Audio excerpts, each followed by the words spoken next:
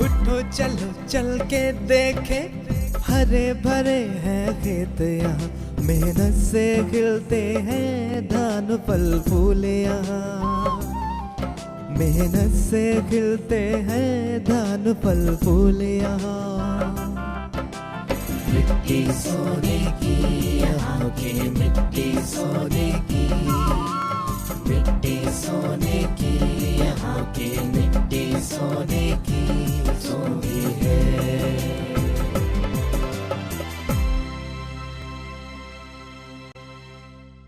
नमस्कार, आप देख रहे हैं दूरदर्शन का किसान चैनल और मैं हूं आपके साथ वहीदा अमीन। स्वागत है आप सभी का हमारे इस खास कार्यक्रम मिट्टी सोने की में।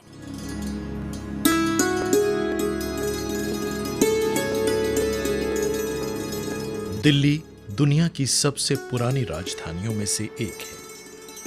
इसने अलग अलग संस्कृतियों को देखा है और इसीलिए यहाँ तरह तरह की रुचियां भी मौजूद हैं और उन रुचियों के हिसाब से आपको अलग अलग तरह का खाना भी मिलेगा। किसान भाइयों और दोस्तों, आज हम मौजूद हैं देश की राजधानी के एक ऐसे खेत में जहां होती है जैविक खेती यानी ऑर्गेनिक फार्मिंग।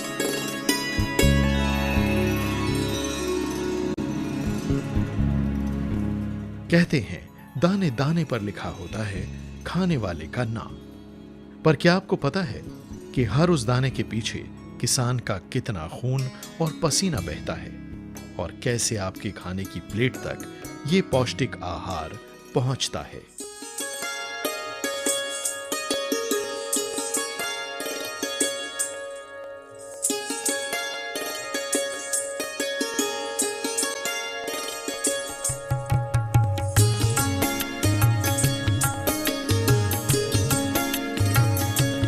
तो चलिए पहले हमारे किसान भाई से पूछकर आपको बताते हैं कि कैसे ये जायकेदार सब्जी गोभी उगाई जाती है।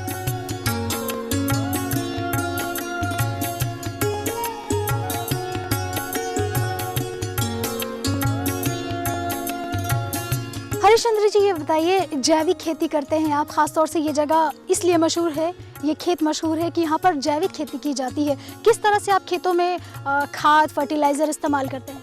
खाद जैसे गोबर की खाद है जी, जैसे डीएपी है, यूरिया है और थोड़े बहुत जिंक वगैरह भी डालते हैं जी। सल्फर भी डालना पड़ता है, ठंड में तो सल्फर भी डालना पड़ता है जी। तो और ये कीटनाशक दवाइयाँ भी छिड़कते हैं। कई बार ऐसा होता है, खासतौर से आजकल देखा जाता है कि जैसे जैसे हम अगर खासतौर से खेती की बात करें तो फर्टिलाइज़र, कीटनाशक, इतनी ज़्यादा दवाइयाँ मकदार में इस्तेमाल की जाती हैं कि वो इंसानों के लिए काफ़ी दिक्कतें पेश करती हैं, कई तरह की बीमारियाँ होती हैं। तो क्या इस खेत में भी इस तरह से ज़्यादा फसल उगाने के लिए इस तरह की कीटनाशक दवाओं का ज़्यादा इस्तेमाल किया जाता है? नहीं जी, दवाई तो जो अपने गवर्नमेंट जो बनाकर देती है वही दवाइयाँ हम छिड़कते हैं, जो लिमिट देते हैं उनकी उतनी ही दवाई छिड़कते हैं।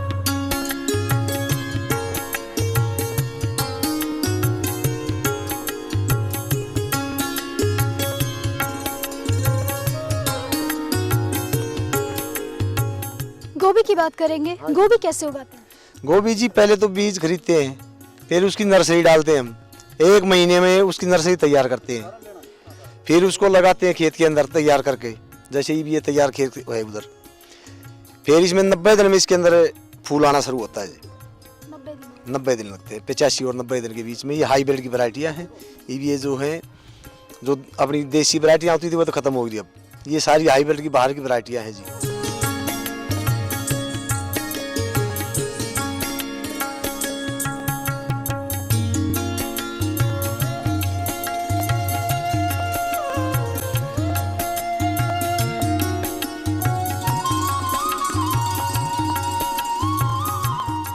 देखा आपने गोभी की फसल उगाने के लिए किन किन तकलीफों का सामना करना पड़ता है और उसके बाद ही ये लजीज और पौष्टिक सब्जी हम तक पहुंचती है।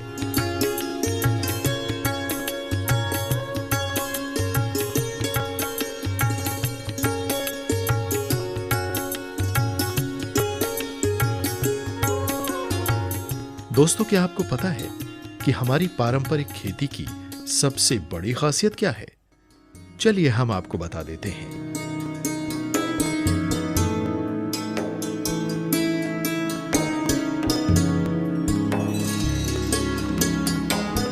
हमारी पारंपरिक खेती होती थी पूरी तरह ऑर्गेनिक यानी जैविक तरीके से, लेकिन आजकल तेजी से बढ़ते केमिकल फर्टिलाइजर और कीटनाशकों के इस्तेमाल ने फलों और सब्जियों को जहरीला बना दिया है।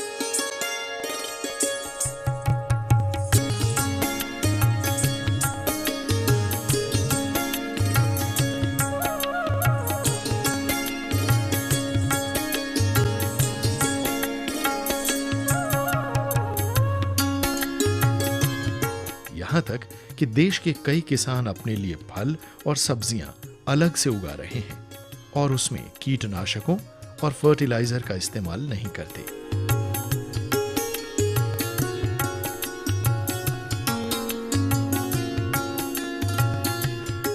अब हम आपको मिलवाते हैं कृषि भवन के एक अधिकारी से और ये जानने की कोशिश करते हैं कि हमारी सरकार जैविक खेती को बढ़ावा देने के लिए क्या कर रही है। ऑर्गेनिक फार्मिंग, जैविक कृषि में कई पद्धतियों में एक पद्धति है। इस देश में हम परंपरागत कृषि का भी बात करते हैं, ट्रेडिशनल फार्मिंग का। कुछ लोग नेचुरल फार्मिंग भी बताते हैं। कहने का मतलब ये है कि जो कृषि दूसरे रासायनिक पदार्थों के इनपुट से नहीं चलती है, जो नैसर्गिक जो फर्टिलिटी है उसको यूज़ करके हम कृषि करते हैं, उसका ऑर्गेनिक फार्मिंग या नैसर्गिक कृषि होते हैं। इसमें मैं बताना चाहूँगा आजकल ये जैविक कृषि का पद्धति लगभग 135 देशों से ज़्यादा दुनिया में हो रहा है और इस स्टेज पे लगभग इसका मूल्य 3.5 लाख करोड़ से अधिक है और संभावना ये है कि अगले 5 साल में इसका मूल्य बढ़कर लगभग 6 लाख करोड़ रुपया हो जाएगा। भारत देश में भी जो हम सर्टिफाइड ऑर्गेनिक फार्मिंग कहते हैं या सर्टिफाइड जैविक कृषि कहते हैं, उसका उत्पादन का मूल्य लगभग 5,000 से 6,000 करोड़ रुपया है। उसमें कई विशेष प्रोडक्ट्स हैं, लोगों का पसंद है, काफ़िया हो, टी हो, कुछ मेडिसिनल प्लांट्स हो, ये सब। तो इसको कई लोग आशा करते हैं कि ये पद्धति दूसरे कमोडिटीज़ में भी आए और बाज़ार में जो मांग है ऑर्गेनिक प्रोडक्ट्स का, इस तरह पूर्ति किया जाए। कुछ बेनिफिट्स ऑर्गेनिक फार्मिंग का ये है, जो नेचुरल रिसोर्सेस बोलते हैं, जो बोला जाता है नैसर्गिक संपदा, तो उसमें बनाने रखने में सहयोग करता है। वैसे ही एनवायरमेंटल कंसर्न्स, जो जलवायु का हमारे जो कंसर्न्स है, एमिशंस हो, कई दूसरों चीज़ों का, इसमें भी इससे असर कम पड़ता है।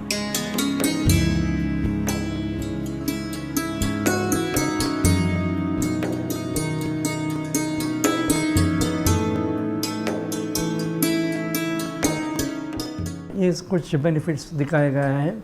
मेन थिंग ये है कि जो मिट्टी का ऑर्गेनिक कार्बन जो हम कहते हैं, उसका बिल्डअप होगा ये ऑर्गेनिक फार्मिंग से। ये कई चीज़ों का कुछ उल्लेख भी हुई है, कुछ अनुसंधान भी हुई है और कुछ लोकेशंस में इसका निदर्शन भी हुए हैं। तो जैसा मैं बता रहा था, इस देश में कई पद्धतियों को कृषि में संभावनाएं हैं। हमको ये देखना है कि किस क्षेत्र में, किस राज्य में या किस जिला में कौन सा फसल को लेके जैविक कृषि कर सकते हैं। वहाँ का लोकल जो अवेलेबिलिटी है ऑर्गेनिक इनपुट्स, वो फार्म यार्ड मेन्यू से लेके वर्मी कंपोस्टिंग से लेके माइक्रोबियल इनोक्यूलेंट से लेके, ये सभी चीज़ों का ज़रूरत पड़ते हैं। तो ये लेके जो मांग है ऑर्गेनिक प्रोडक्ट्स का, दूसरा जो संपदा जो है रिसोर्सेस, और जिस तरह ये सब सम्मिलित करके एक वायबल ऑर्गेनिक फार्मिंग कर सकते हैं, उसको हमको देखना है।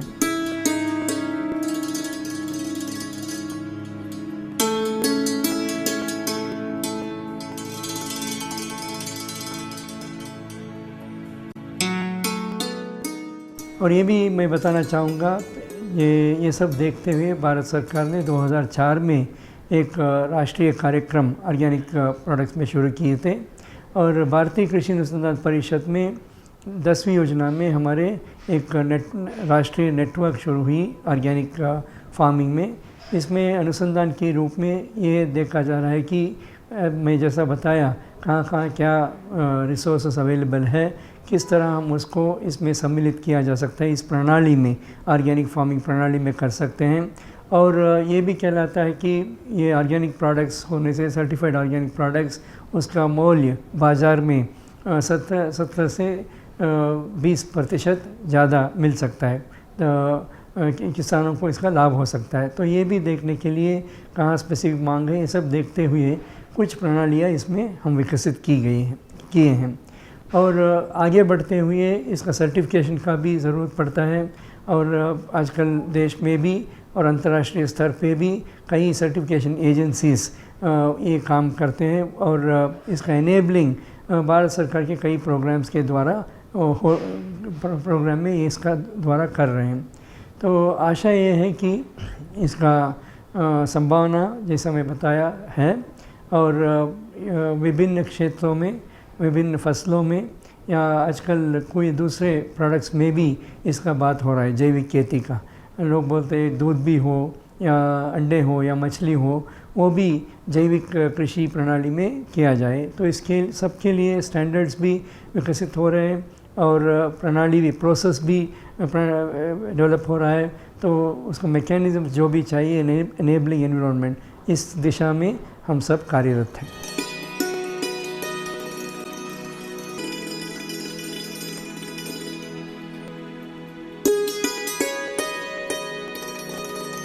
ये जैविक खेती, तो देखा आपने कि ऑर्गेनिक खेती के कितने फायदे हैं।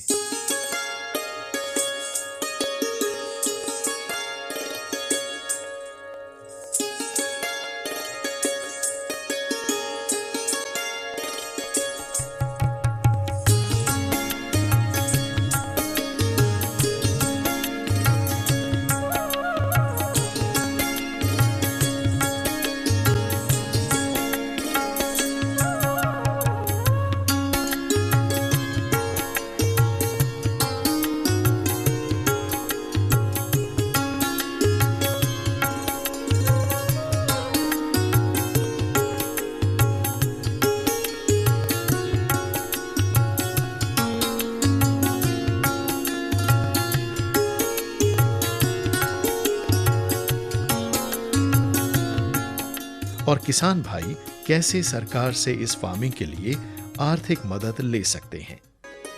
कीटनाशकों और फर्टिलाइजर्स के अंधाधुंध इस्तेमाल से प्रकृति का संतुलन बिगड़ रहा है और इस तरह पैदा हुए अनाज, फल और सब्जियों से सेहत को भी नुकसान पहुंच रहा है।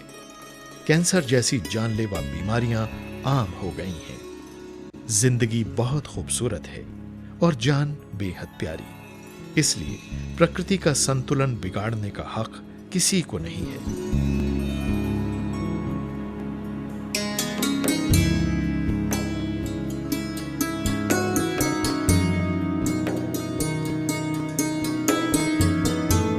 ऑर्गेनिक कृषि है, इसके ऊपर किसानों का भी काफ़ी उत्साह बढ़ रहा है। बहुत सारे किसान इसको अडॉप्ट करना चाहते हैं और गवर्नमेंट की भी जो पॉलिसीज़ हैं वो इसको प्रमोट करने के लिए काफ़ी चल रही हैं।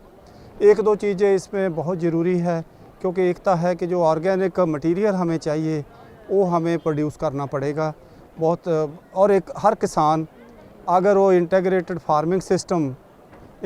फार्मिंग सिस्टम को अडॉप्ट करता है।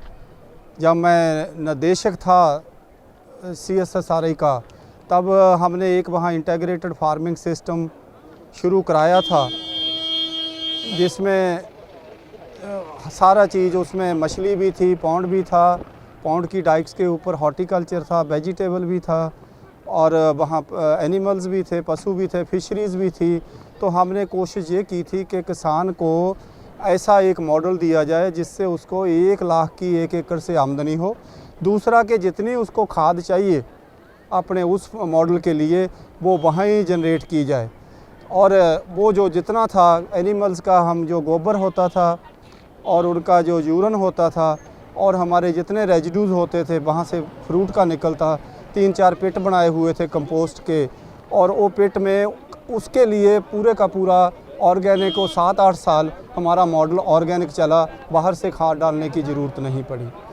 और दूसरी ये बात है कि इसको काफ़ी उत्साह जो लोगों का बढ़ रहा है और गवर्नमेंट की स्कीमें भी बन रही हैं इसके लिए कि ऑर्गेनिक। हमारा जब मैं एडीजी था आईसीआर में, उस टाइम पे हमने शुरुआत की थी कि ऑर्गेनिक फार्मिंग के ऊपर हमें एक प्रोजेक्ट लेना होगा। अब आईसीआर का एक ऑर्गेनिक फार्मिंग के ऊपर प्रोग्राम सभी हमारे अनुसंधान केंद्रों पे ज़्यादातर चल रहा है और उसके नतीजे भी अच्छे आ रहे हैं। और दूसरी ये बात है कि अब जितना ज़्यादा हम पेस्टिसाइड डाल रहे हैं, खाद भी डाल रहे हैं, कहीं खासकर यूरिया बहुत ज़्यादा डाल रहे हैं ना, समझ ये आ गया कि हमें अगर टोटली ऑर्गेनिक नहीं कर पा रहे, इतना मटेरियल नहीं मिलता, तो हमें ऐसा करें कि 50% इनऑर्गेनिक हो जाए, 50% उसके साथ ऑर्गेनिक हो जाए।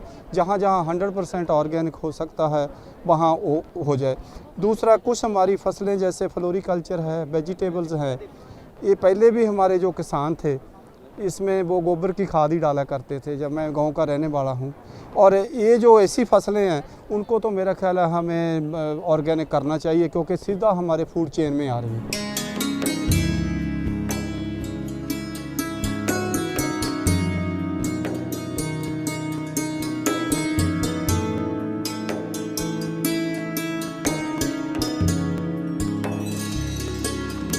किसान की अवेयरनेस के लिए हमारे यहाँ पर एक एक्सटेंशन डिपार्टमेंट है, एक centre for agriculture technology and assessment है और एक एग्रीकल्चर टेक्नोलॉजी इंफॉर्मेशन सेंटर है। तो किसी भी इंस्टीट्यूट में इस तरह का जुड़ाव और इस तरह के 3 एक्सटेंशन के मोड्स नहीं है जो कि भारतीय कृषि अनुसंधान संस्थान में है। पहले तो अब ये करते क्या हैं, देखिए हम यहाँ पर डिफरेंट एक्सटेंशन मॉडल्स बनाते हैं। तो ये जो है ये अपने एक्सटेंशन मॉडल्स बनाते हैं, एक्सटेंशन मॉडल्स ऐसे कि जिनसे प्रसार, जो तकनीकों का प्रसार है और भी अधिक इफ़ेक्टिव तरीके से हो पाए। अब ये आज तक हमने कई प्रकार के मॉडल्स बनाए हैं और पिछले 11वीं 11th प्लान में हमने ऐसे मॉडल्स बनाए हैं। मैं आपको एग्जांपल देना चाहूँगी जिसके माध्यम से एक तो हम जो स्टेट एग्रीकल्चर यूनिवर्सिटीज़ और आईसीआर की अन्य इंस्टीट्यूट्स होती हैं, एग्रीकल्चर इंस्टीट्यूट्स, उनसे जुड़ जाते हैं। अब आप पूछेंगे कि उनसे जुड़ने का फ़ायदा क्या होता है। हर एक एसएयू और इंस्टीट्यूट के नीचे कई कृषि वैज्ञानिक केंद्र होते हैं प्रक्षेत्र के हिसाब से, और इस तरह से तकरीबन 647 आप जानते ही हैं कि कृषि वैज्ञानिक केंद्र हैं। तो जब हम एसएयूज़ के साथ जुड़ जाते हैं तो एसएयू से जुड़ने का मतलब हम कृषि वैज्ञानिक केंद्र के साथ भी उस क्षेत्र के जुड़ गए। अब इस जुड़ाव में होता क्या है कि हम अपनी तकनीकों को उनके प्रक्षेत्र में टेस्ट एंड वैलिडेट कर लेते हैं और उनकी जो उन्नत तकनीकें होती हैं उन्हें हमारे जगह पे, हमारे लैंड पे, हमारी एक्सपेरिमेंटल साइट पे या हमारे रीजन में टेस्ट एंड वैलिडेट करने का मौका मिल जाता है। इस तरह से तकनीकों को क्रॉस वैलिडेट अक्रॉस रीजन्स हम कर सकते हैं। और इस क्रॉस वैलिडेशन में क्या होता है कि ना केवल हम अपनी तकनीक को लगाते हैं बल्कि उसके साथ और अन्य एसएयूज़ की सारी तकनीकों को भी लगाते हैं, जिससे क्रॉस कंपैरिजन भी हो जाता है और हमारे यहाँ को स्पष्ट हो जाता है कि कौन सी तकनीक ज़्यादा बेहतर है, हमारी बेहतर है या उनकी बेहतर है। तो इससे ना केवल एक R&D के लिए एक फीडबैक मिलता है, या अगर मान लीजिए हमारी ज़्यादा अच्छी नहीं है, किसी और की अच्छी है, तो हमें ये पता चल जाता है कि हमारे आगे की रणनीति क्या होगी R&D में, और अगर हमारी बेहतर होती है तो हम उसको रिलीज़ कर सकते हैं। एक तो ये हुआ। दूसरा, हम वॉलंटरी ऑर्गेनाइजेशंस के साथ भी लिंकेज बनाते हैं। तो जब हम वॉलंटरी ऑर्गेनाइजेशंस के साथ लिंक होते हैं तो डायरेक्टली हम ग्रास रूट लेवल के साथ, it is called field validation. तो एक तो हो गया कि आप एक्सपेरिमेंटल स्टेज साइट्स पे क्रॉस वैलिडेट कर रहे हैं एसएयूज़ के माध्यम से, और एक हो गया डायरेक्ट फील्ड वैलिडेशन जब आप वॉलंटरी ऑर्गेनाइजेशन के साथ जुड़ जाते हैं। और तीसरा, अभी हमने एक बहुत ही इनोवेटिव मॉडल बनाया है जिसे हम कहते हैं IARE post office linkage model. इसमें क्या है, आप जानते हैं कि आजकल चिट्ठी कोई नहीं लिखता है और जो पोस्ट ऑफिसेस हैं वो डिफंक्ट हो चुके हैं। तो इनफैक्ट पोस्ट ऑफिसेस भी इनोवेट करने के लिए प्रक्रियाएं सोच रहे हैं। तो इसके संदर्भ में IRA ने क्या किया कि हमने शुरुआत की उत्तर प्रदेश के एक ज़िले से पहले जिसमें पोस्ट ऑफिस था। तो हम क्या करते हैं, अब हम एक्सपैंड कर चुके हैं, एक ज़िले से हम 5 राज्यों में स्प्रेड हुए, 5 से 14, और आज हम तकरीबन 101 पोस्ट ऑफिस से जुड़ाव हमारा हो गया है। अब जुड़ने से क्या होता है कि हर एक ब्रांच पोस्ट ऑफिस में पोस्ट मास्टर होते हैं और हर एक पोस्ट मास्टर के नीचे 5 गांव होते हैं। तो हम क्या करते हैं कि हर एक पोस्ट ऑफिस से केवल हम 2 पोस्ट मास्टरों का चयन करते हैं और इस चयन से क्या होता है कि हम 10 गांव से जुड़ जाते हैं। इन पोस्ट मास्टरों को हम अपनी उन्नत तकनीकें देते हैं। मान लीजिए बीज है तो हम उनको बीज के पैकेट देते हैं। अगर गेहूं का बुआई करनी है तो गेहूं के 10 किलो के पैकेट देंगे उन 10 गाँवों के लिए। अगर कोई और क्रॉप है तो उसका अकॉर्डिंगली उतना क्वांटिटी का हम उनको सीड देंगे।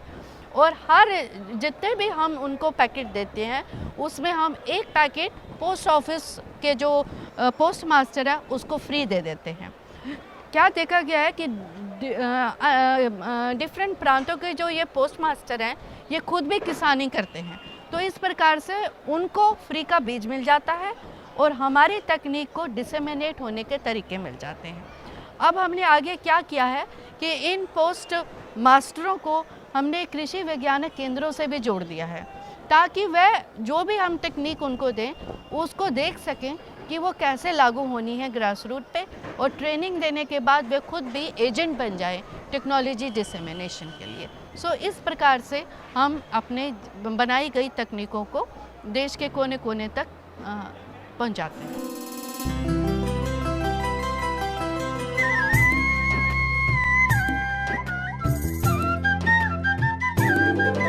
कीटनाशक और फर्टिलाइजर के बेजा इस्तेमाल से प्राकृतिक का संतुलन बिगड़ रहा है और इनसे पैदा की गई फल और सब्जियां सेहत के लिए भी हानिकारक है। लिहाजा कैंसर जैसी बीमारियां अब आम हो गई हैं। दोस्तों, जिंदगी अनमोल है, जिंदगी किसको प्यारी नहीं है। किसी को भी ये अधिकार नहीं है कि वो प्राकृतिक के साथ खिलवाड़ करे, छेड़छाड़ करे और अपने थोड़े से मुनाफे के लिए लोगों तक जहरीला खाना पहुंचाए। आइए आज हम ये शपथ लेते हैं कि प्राकृतिक का संतुलन बिगड़ने नहीं देंगे।